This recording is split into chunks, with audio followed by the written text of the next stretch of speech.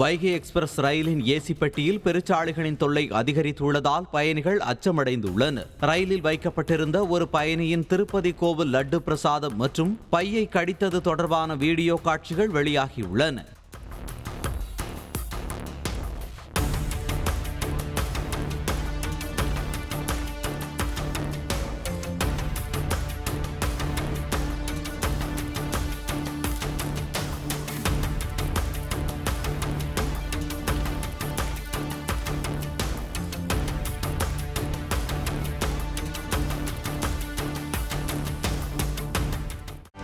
செய்திகளை உடனுக்குடனும் துல்லியமாகவும் தெரிந்து கொள்ள சப்ஸ்கிரைப் பண்ணுங்க.